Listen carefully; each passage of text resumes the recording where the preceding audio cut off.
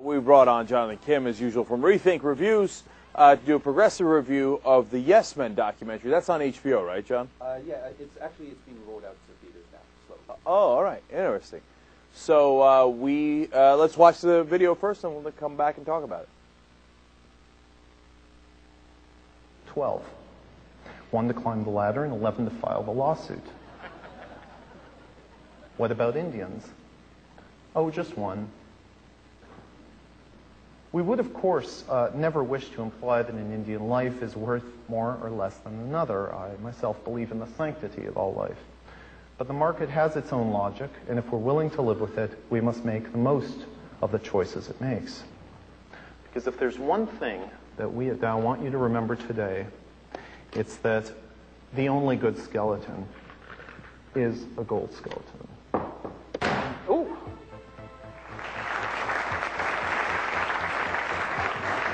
Surprise. This is Gilda. She's the mascot for the Dow Acceptable Risk Program. Gilda is here to basically tell you that if you have a skeleton in the closet, it may not be just a skeleton. It could very well be a golden skeleton as well. We all know how important it is to speak truth to power, but the question is, what's the best way to do it? Mike Bonanno and Andy Bichlbaum, also known as the Yes Men, found their own particularly clever way. Pretend you're the power, then say the truth you wish they'd say. Then sit back and wait for the inevitable poo storm and use it to draw attention to the real hoax. That big corporations and the governments they buy give a damn about anything except money and who has it. It's a good plan, and you can see it in action in the mostly documentary, The Yes Men Fixed the World. The most impressive and effective example of the Yes Men's strategy is when they set up a fake website claiming to be Dow Chemical, one of the world's biggest companies. Dow had bought a company called Union Carbide, which was responsible for the largest corporate-caused tragedy in world history, the chemical leak at their plant in Bhopal, India in 1984, which caused the death of thousands of people and the debilitating lifelong illness of hundreds and thousands more. Union Carbide refused to take responsibility for the spill or clean it up, and neither did Dow when they bought them. The BBC got tricked by the Yes Men's site and invited them on the news as Dow's spokesman, where they falsely told 300 million viewers that Dow was actually going to do the right thing and give $12 billion to the people of Bhopal to pay for treatment of its sick citizens and try to make amends for the crime committed against them. Dow wasn't going to go bankrupt. They'd just make a little less profit than they had the year before. Surely the shareholders would agree that it was a small price to pay to finally correct this grievous crime. But no. The shareholders in Wall Street freaked, causing Dow's stock to drop by $2 billion in 23 minutes. This is where I think the Yes Men Fixed the World makes its strongest point, that the business world, the free market, punishes companies that are willing to reduce their profits, even just a little, to do the right thing, whether it be compensating victims of negligence or limiting their damage to the environment. Just think about that for a second and ask yourself why all Republicans and too many Democrats believe that we should completely unleash corporate forces that actually hate goodness and then let them rule the world. The Bhopal section of the film, which also includes the Yes Men going to Bhopal to see if their hoax had caused unintentional damage by raising then dashing people's hopes, is definitely the best and most subversive part of the film. The Yes Men's other stunts, like trying to sell software that calculates how many people a company can kill and still turn a profit, going to an oil conference to market a new biofuel made from the dead bodies of climate change victims, and pitching ridiculous inflatable suits to protect the ultra-rich from terrorist attacks and natural disasters, feel more silly and less significant than the Bhopal stunt. The film also suffers from the fact that it was made by the Yes Men, with corny staged segues showing them hatching their schemes from their ratty secret hideout, instead of being a documentary made about them by an outside party. Some of the best parts of the film are the ones that feel most like a true documentary, like watching the Yes Men getting increasingly nervous as they prepare to tell their gigantic lies, and not knowing what the consequences will be. In the end, it's hard not to admire the sheer balls on the Yes Men, as they travel around impersonating government officials and spokesmen for some of the world's most powerful companies. And in a better world, someone would give these guys their own TV show. A lot of times, the Yes Men Fixed the World feels like the love child of a Michael Moore documentary and a Sacha Baron Cohen flick, combining overtly progressive politicking with practical jokes and characters that allow their targets to essentially skewer themselves. While this movie doesn't have as broad an appeal and it peaks early, it's a good example of what both Shakespeare and Jon Stewart have shown, that when it comes to speaking truth to power, it's the jesters who usually do it best. I'm Jonathan Kim, and this is a Rethink Review. You know, John, one of the things I take away from the Yes Men, whether it was the prank that they pulled recently on the Chamber of Commerce, and we'll talk about that in a second, or the movie, is that is the power dynamic, right? When they present to be themselves as the powerful, people listen, right? And then when they find out that they're not really powerful, then what they just said becomes, quote, a lot less valid. Like all of a sudden, oh, okay, well, if you didn't have power or you don't have money, then obviously what you said is irrelevant. Right.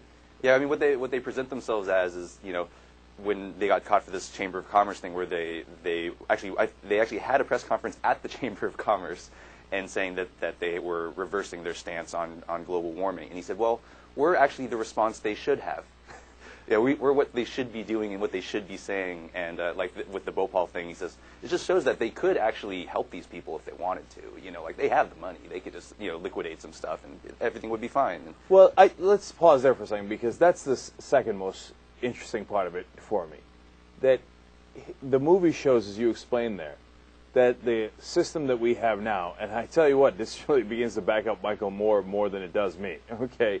But the system we have now punishes good deeds. Yes. If you want to actually clean up the mess, as Dow should have for Bhopal, and they'll punish you. It'll cost you billions of dollars. Right. And so in that system, we shouldn't ever be surprised that we're driven into a situation where no one ever does any good. Right. I mean, because you probably know more about than I do, but just the idea that, isn't it against the law for a company not to maximize its profits all the time?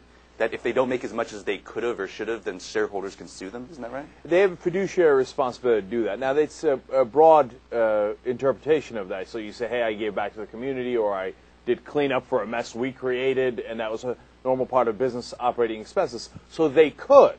But as they point out in the movie, the Wall Street will punish you. Right. I mean, they'll say, hey, we're not. It's just the way the market works. We just think you're going to spend more money on poor people that you don't need to. You could have gotten away by crushing them and not cleaning it up at all. So, sad day for you. We're going to take away $2 billion in market value from you. Yeah, I mean, it was interesting because when Dow Chemical bought Union Carbide, apparently their stockholders sued them, sued Dow and said, no, you shouldn't buy them because, Union Carbide has this Bhopal disaster. They're still on the hook for that. We don't want to, take any responsibility for that. And I guess Dow just sort of solved that by saying, "Oh, don't worry, we're not going to take responsibility for it. We're not going to do anything about it." Yeah, don't worry. We got that on lockdown. Our plan is don't do a damn thing. So, and that's an interesting fact that you found out about this. So, a lot of damage was done afterward. Yeah, I mean, really, most of the contamination of the site now isn't from the area and from the city of Bhopal. It's not actually from the leak itself. It's from the fact that the Union Carbide plant was just, they were throwing chemicals in open pits. They weren't actually, the way they were doing their business normally was what did it. And then when they abandoned the factory, they left about 390 tons of toxic chemicals, and they've just been seeping into the water supply. And also, I think kids go and play in the old factory. Oh, come on! At least put up a fence, for the love of God! All right. So, is Dow cleaning it up or not cleaning it up? They're not cleaning it up. Basically, what happened was that India they passed a law that allowed them to basically sue Dow on behalf of all the people. So actually, and they got $470 million from that, but a lot of it didn't go to the actual victims. Shocker! Yeah. I didn't see that one coming. It says the average claim was about $830 if you got sick, and about $2,000 if you died. Mm-hmm. And basically Dow's stance is, well, we already paid it off. We've already dealt with this. We dealt with the Indian government, and we paid them. And so there's a lot of blame to go around actually from the to the Indian government for not actually dispersing the money better. And am I assuming correctly that was part of what they were doing with the Indian life versus the American life? Saying, look, we paid $2,000 for an Indian life. Now for an American life, we'd have to pay a lot more. But hey, that's part of business. Yeah, in that they went as Dow Chemical, that they created a program that basically says, well, how many people are going to die from something, but is it still going to be profitable? And in the example that they give in that, they're like, well, look at IBM. They have a skeleton in their closet with giving all their technology to the Nazis. But that clearly ended up being a golden skeleton because look at all the money they made, and people don't hold it against them. So, oopsie doopsie.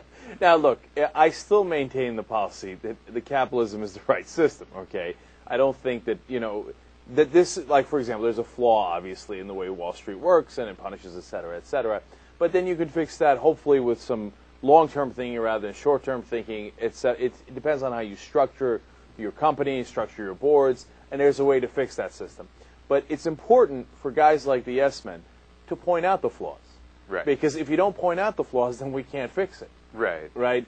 And of course, a lot of these companies, they're so buried in short-term thinking that they think, get away from me. I don't, look, you're going to hurt my stock for 3.5 minutes, and that's going to be terrible, and that's going to hurt my bonus. Right. So don't tell me the flaws. Yeah, there is a lot, about accountability. In the movie, they go to New Orleans, and they do a press conference in New Orleans where they claim to be a spokesman for HUD. And they say, we're announcing this, we're going to open up a lot of the public housing that was just closed right after Katrina, even though it was still perfectly good housing that got closed, and also that I think Exxon is donating $12 billion because they're the ones that destroyed the wetlands that that didn't buffer create a buffer for the hurricane. So they're finally taking responsibility. Isn't that great of them? And then of course, it didn't happen. So. And there was the funny moment in the movie where the onlookers are like, huh. They applaud. They're like, yeah, Dow, Golden Skeleton. We make money from killing me. Wait a minute. Should we be applauding? But the funny thing is they're a little non-committal. Right. Well, actually, in the movie, you see people come up to them later, and they're like, yeah, we have a product, and we're thinking about this. And he says, well, there's going to be risk either way. I mean, basically saying, well, it's going to hurt somebody. It's not going to be us. We just want to figure out whether it's going to work, whether it's going to be a good plan for us. So in the end, John, it looks like they make a lot of interesting points, but you said the movie has some flaws, which you explained. So should I go to see it? Is it? Do I have the gist of it already? Can I skip it? Or, hey, look, if you go to see it, you're going to see details that are really interesting.